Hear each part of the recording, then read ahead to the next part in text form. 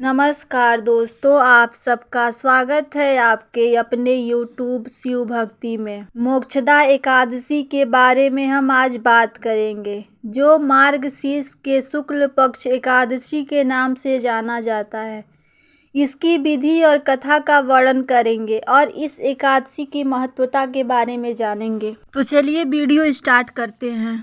युधिष्ठिर बोले, देवेश्वर, मार्गशीर्ष मास के शुक्ल पक्ष में कौन सी एकादशी होती है, उसकी क्या विधि है तथा उसमें किस देवता का पूजन किया जाता है? स्वामी, यह सब यथार्थ रूप से बताइए। श्री कृष्ण ने कहा, मार्गशीर्ष मास के शुक्ल पक्ष की एकादशी का वर्णन करूंगा, जिसके श्रवण मात्र से वाजपेय यज्ञ का फल मिलता है।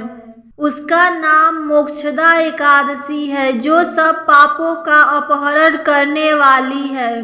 राजन, उस दिन यत्न पूर्वक तुलसी की मंजरी तथा धूप दीप आदि से भगवान दामोदर का पूजन करना चाहिए।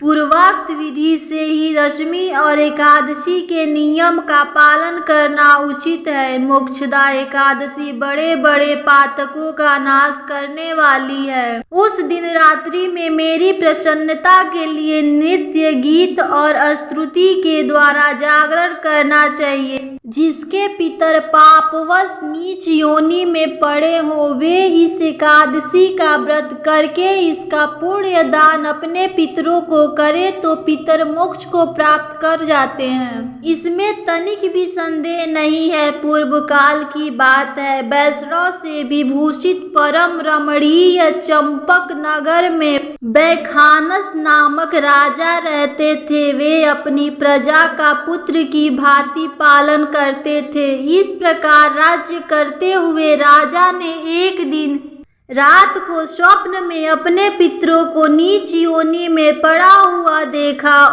उस दिन सबको इस अवस्था में देखकर राजा के मन में बड़ा विमर्श हुआ और प्रातः काल ब्राह्मणों से उन्होंने उस स्वप्न का सारा हाल कह सुनाया।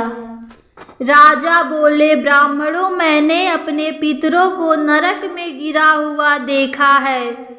वे बार बार रोते हुए मुझसे कह रहे थे कि तुम हमारे तनुज हो, इसीलिए इस नरक समुद्र से हम लोगों का उद्धार करो। द्विजवरों, इस रूप में मुझे पितरों के दर्शन हुए हैं। इससे मुझे चैन नहीं मिलता। क्या करूं, कहाँ जाऊं? मेरा हृदय रुंधा जा रहा है। ब्राह्मणों, वह व्रत, वह तप और वह योग जिससे मेरे पूर्वज तत्काल नरक से छुटकारा पा सके, कृपया करके बताइए। मुझ बलवान तथा साहसी पुत्र के जीते जी मेरे माता पिता घोर नरक में पड़े हुए हैं, अतः ऐसे पुत्र से क्या लाभ है? ब्राह्मण बोले, राजन, यहाँ से निकट ही पर्वत मुनि का महान आश्रम है। वे भूत और भविष्य के भी ज्ञाता है। आप उनके पास चले जाइए। ब्राह्मणों की बात सुनकर महाराज बैखानस शीघ्र ही पर्वत मुनि के आश्रम पर गए और वहां उन मुनीश्वर को देखकर उन्होंने दंडवत प्रणाम करके मुनि के चरणों का स्पर्श किया। मुनि ने भी राजा से राज्य के सातों अंगों की कुशलता पूछी। राजा बोले, स्वामी, आपकी कृपा से मेरे राज्य के सातों अंग सकुशल है, किंतु मैंने स्वप्न में देखा है कि मेरे पितर नरक में पड़े हैं।